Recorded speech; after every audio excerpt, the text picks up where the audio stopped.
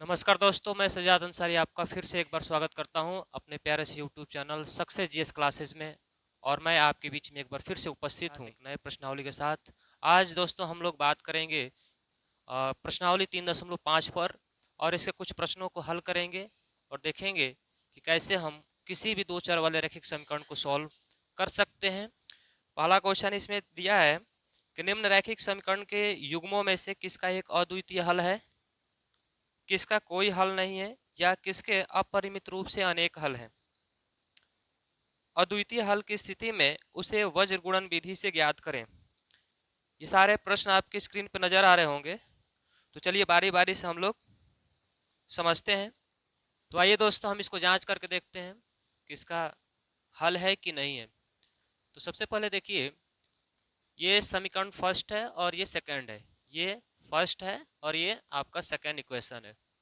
तो जो first equation है उसमें हम पहले तो पता करेंगे a1 b1 और c1, a1 b1 और c1, और इसी तरीके से इसमें हम a2 b2 और c2 को लिख लेंगे और जांच करेंगे।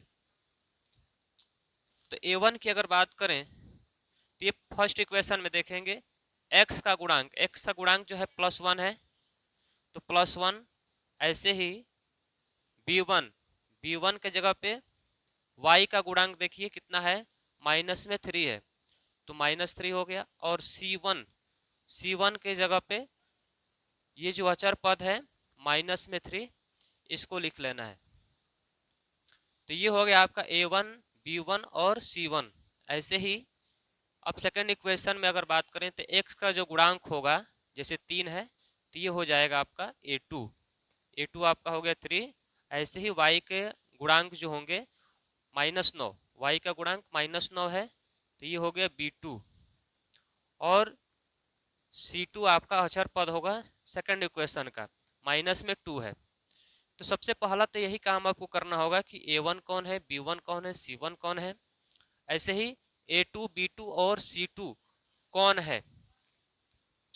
इसको जानने के बाद से, इसको पहचानने के बाद से हम इसकी तुलना करेंगे और पता करेंगे, अनुपातों की तुलना करके मालूम करेंगे कि इसका इस इक्वेशन का हल है कि नहीं है, या फिर कितने हल हैं। ठीक है, तो a1/a2, फिर b1/b2, और उसके बाद से c1/c2, इस तरीके से हम तुलना करेंगे। तो a1 और a2 का मान देखिए 1 और ये आपका 3 हो गया, तो 1/3। b1 और b2 देखेंगे तो b1 की जगह पे -3 है और b2 की जगह पे -9 है।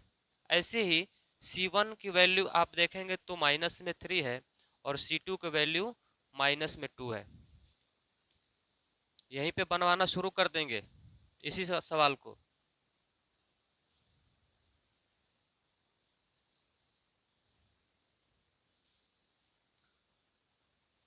यहाँ पे अगर देखें तो 3 से 3 भी कटेगा और 9 भी कटेगा, तो इसको हम क्या करें, कटा सकते हैं।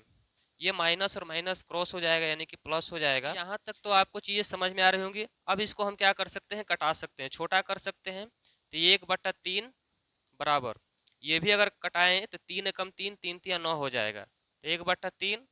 और ये 3/2 है, 3/2 है, तो ये तो कटेगा ही नहीं। ठीक है, तो ये बराबर नहीं, ये दोनों तो बराबर है। a1/a2 बराबर है b1/b2 के, लेकिन c1/c2 के बराबर नहीं है। तो जब भी a1/a2 बराबर हो b1/b2 के, लेकिन बराबर नहीं हो c1/c2 के, तो ऐसे इक्वेशन का कोई भी हल नहीं होता है।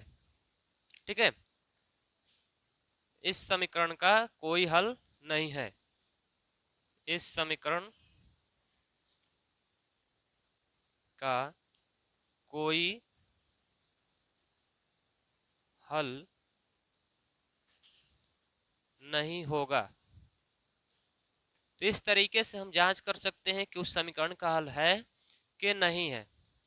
अगर है, केवल एक ही है, यानी कि अद्वितीय है, उसी कंडीशन में हम इसको क्या करेंगे, इस इक्वेशन को वज्र गुणन विधि से हम क्या करेंगे, सॉल्व करेंगे और एक्स वाई की वैल्यू पता करेंगे। तो इस कंडीशन में जब कोई हल है ही नहीं तो इसको फिर आगे सॉल्व करने की कोई भी जरूरत नहीं है। हम दूसरा क्वेश्चन देखते हैं इसी का। दूसरा क्वेश्चन है 2x प्लस वाई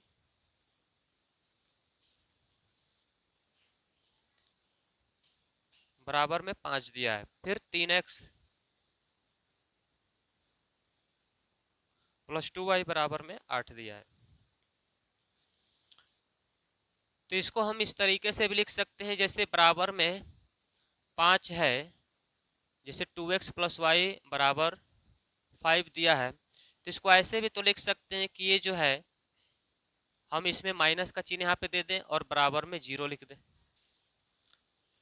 ऐसे ही 3x plus 2y is equal to 8 दिया है, तो इसको हम यहाँ पे सिर्फ माइनस का चिन्ह दे दें और इसके बराबर में हम 0 लिख दें। ठीक है, इस तरीके से लिखने के बाद से फिर वही काम करना है, a1 b1 c1 पता करें। तो a1 x का गुणांक होगा, ठीक है, एक a1 होगा, फिर b1 y का गुणांक होगा फर्स्ट इक्वेशन में। तो y के बगल में y का गुणांक कुछ है नहीं, तो एक y है, ठीक है, ये एक y इसको कहेंगे। तो यहाँ पे y का गुणांक एक है, तो इसलिए b1 आपका एक हो गया। c1 आपका माइनस में 5 है। ऐसे ही सेकेंड इक्वेशन में चले तो a2 जो होगा x का गुणांक यानी कि 3, b2 y का गुणांक यानी कि 2 है, और c2 की वैल्यू माइनस में 8 है। अब यहाँ पे पुनः आपको जांच करना होगा a1 बट्टा a2, b1 बट्टा b2 और c1 बट्टा c2 लिखकर। तो a1 देखिए 2 है और a2 3 है, b1 1 है और b2 आपका 2 है, c1 माइनस में 5 है और c2 माइनस में 8 है। तो ये तो माइनस और माइनस क्या हो गया, प्लस हो गया। ठीक है, 2/3 है और यहाँ पे 1/2 है। क्या ये दोनों बराबर हैं? क्या दोनों जो वैल्यू है 2/3 क्या 1/2 दोनों ही बराबर हैं? तो आप कहेंगे नहीं सर ये बराबर नहीं है। इसका मतलब है कि जब ये बराबर नहीं है तो जब भी a1 बट्टा a2 बराबर नहीं हो b1 बट्टा b2 के, तो इस कंडीशन में इस समीकरण का केवल और केवल एक ही हल होगा, यानी अद्वितीय हल होगा। तो यहाँ लिख सकते हैं केवल एक हल होगा, केवल एक हल होगा। यानी इस कंडीशन में जब भी केवल एक हल होगा तो उसी कंडीशन में आपको ये वज्र गुणन विधि से सॉल्व करना है और एक्स वाई की वैल्यू पता करनी है। तो चलिए हम इसको वज्र गुणन विधि से हल करके दिखाते हैं कैसे हल होगा। चलिए देखिए, इसमें क्या करना होगा, b1 b2 यहाँ लिख लेना है c1 c2, फिर यहाँ लिख लेना है a1 a2 और पुनः यहाँ लिख लेना है b1 b2। ठीक है, अब क्या करना होगा, ये जो है इन दोनों को पहले आप मल्टीप्लाई करेंगे, c1 a2 को मल्टीप्लाई कर लेंगे और a1 b2 को मल्टीप्लाई यानी कि गुणा कर लेंगे। देखिए ये जो दो है, दो पेयर जो ये पेयर बना है इसका, ये आपका x के मान के लिए होगा। ठीक है, तो यहाँ पर पहले फार्मूला आपको लिख लिया जाए। तो ये हम लोग पहले तो मान भर लेंगे, ठीक है, ये हम लोग मान भर लेंगे और इसको हम सॉल्व करेंगे। अब देखिए यहाँ पे लिखेंगे x, 8 में 1 से गुणा करेंगे, -8 में 1 से, तो -8 फिर माइनस का चिन्ह, 2 पचे 10, 2 पचे 10 हो जाएगा। ठीक है, 2 पचे 10, ये भी माइनस में आएगा। तो ये माइनस और ये माइनस, माइनस और माइनस क्या हो जाएगा दोस्तों, यहाँ पे प्लस का चिन्ह हो जाएगा, बराबर 3 पचे 15 होगा माइनस में, फिर 8 दूना का 16, ये भी माइनस है। ठीक है, और इन दोनों के बीच में भी माइनस है, तो ये भी माइनस, ये भी माइनस, माइनस और माइनस यहाँ पे क्या होगा, प्लस हो जाएगा। तो प्लस का चिन्ह लिखना है, बराबर 1/2 दूना का 4 गुणा करेंगे तो होगा, और 3 एकम 3 इसमें हो जाएगा। अब यहाँ पे देखिएगा, तो एक में माइनस है, एक में प्लस है। जब भी उल्टा चिन्ह होता है तो वहाँ पे हमको माइनस करना होता है और बड़ी संख्या का सामने का चिन्ह लिखेंगे। तो 10 में से 8 घटा 2 बचेगा, बड़ा 10 है, प्लस है, इसलिए प्लस का चिन्ह, बराबर यहाँ पे माइनस प्लस है, यहाँ भी विपरीत चिन्ह है, तो 16 में से 15 घटा 1 बचेगा, और बड़ा अंक 16 है, उसके आगे प्लस है, इसलिए प्लस का चिन्ह भी यहाँ पे लिख लेंगे। उसके उसके बाद से 4 में से 3 घटाएंगे तो बचेगा कितना, 1। अब हमें x का मान निकालना है और y का मान निकालना है। तो कैसे निकालेंगे, तो इसके लिए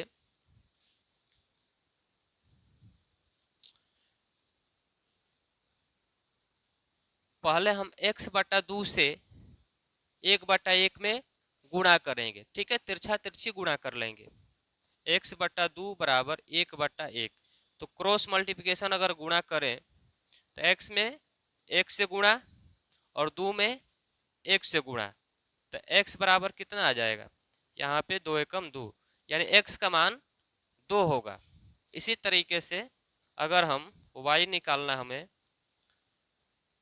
तो y और 1/1 में गुणा करेंगे, y/1 बराबर 1/1, यानी एक बार x वाला, ठीक है, जिसमें x लिखा है उससे और अंतिम वाला गुणा, फिर जिसमें y लिखा है उससे और अंतिम वाले में गुणा कर लेना है।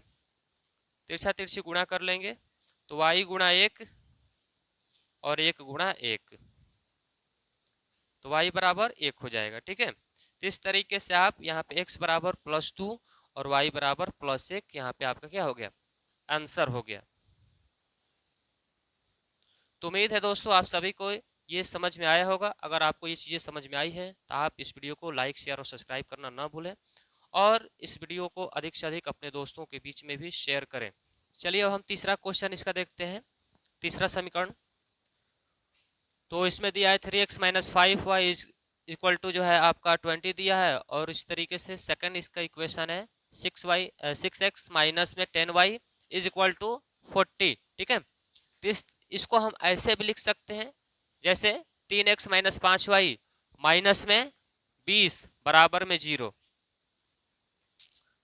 इसे भी हम चेंज कर सकते हैं 6x - 10y, ये देखिए दाहिने साइड में प्लस में 40 है, बाएं साइड लाएंगे माइनस में हो जाएगा, बराबर में कुछ नहीं 0।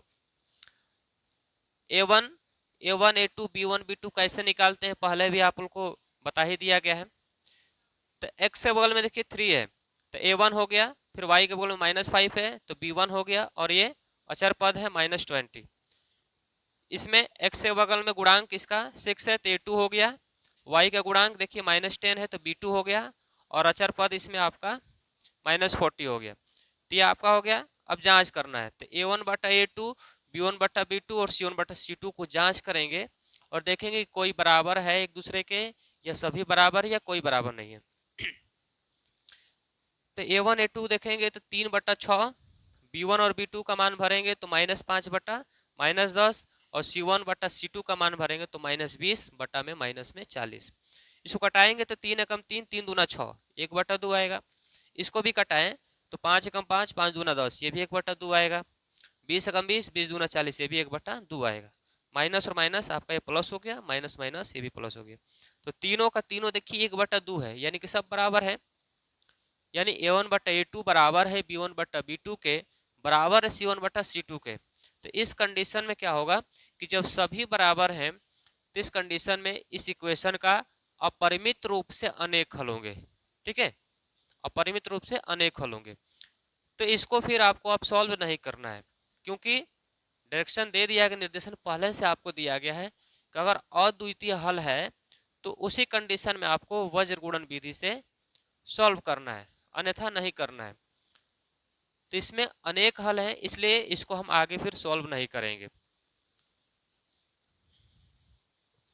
देखिए अब हम चलते हैं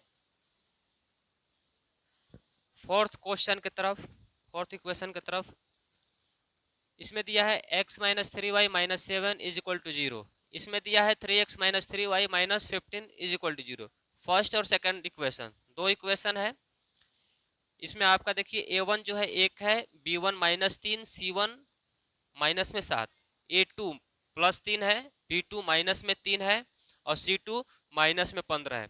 जांच करेंगे इसको तो a1 बट्टा a2 देखें 1 बट्टा 3 है, b1 b2 देखें तो माइनस 3 बट्टा माइनस 3 है और c1 बट्टा c2 देखें तो माइनस 7 बट्टा माइनस में 15 है। माइनस से माइनस कट जाएगा तो प्लस में 7 बट्टा 15 और ये 3 एकम 3 यानी कि एक बार में कट रहा है तो 1 बट्टा 1 इसको हम लिख दिए, इसको 1 बट्टा 1 लिख दिए हैं और ये 1 बट्टा 3 है। तो 1 बट्टा 3 क्या 1 बट्टा 1 के बराबर है?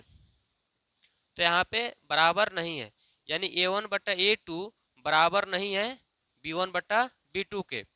तो इस कंडीशन में केवल एक हल होगा। यहाँ पे आपका क्या है, ये फार्मूला है और इस फार्मूला पे हम क्या करेंगे, मान भरेंगे और इसको सॉल्व करेंगे। केवल एक हल होने के कंडीशन में ही इसको सॉल्व करना है। तो चलिए इसमें मान भर के देखते हैं कि इसका आंसर क्या आता है।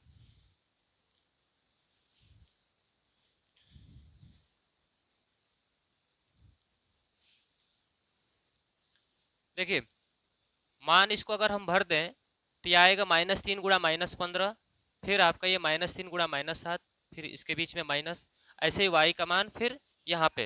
ये सभी मान भरने के बाद से 15 तिया 45, 3 सत्ते 21, बीच में माइनस है, ठीक है। माइनस और माइनस आपका ये प्लस हो गया है, माइनस माइनस ये भी प्लस हो गया। 3 सत्ते 21 माइनस में है और 15 कम 15 ये माइनस माइनस प्लस हो गया। यहाँ पे 3 एकम 3 माइनस में और 3 तिया 9 प्लस में, क्योंकि माइनस ये भी है और माइनस ये भी। अब यहाँ पे क्या करेंगे, दोनों को घटाएंगे तो 24 आएगा। ये भी माइनस और प्लस उल्टा चिन्ह है तो यहाँ पे घटाएंगे तो 6 आएगा। बड़ा अंक कितना है, बड़ा अंक 21 है और माइनस का चिन्ह है इसलिए माइनस का चिन्ह। 9 में से 3 घटाएंगे तो 6, क्योंकि प्लस और माइनस माइनस होता है।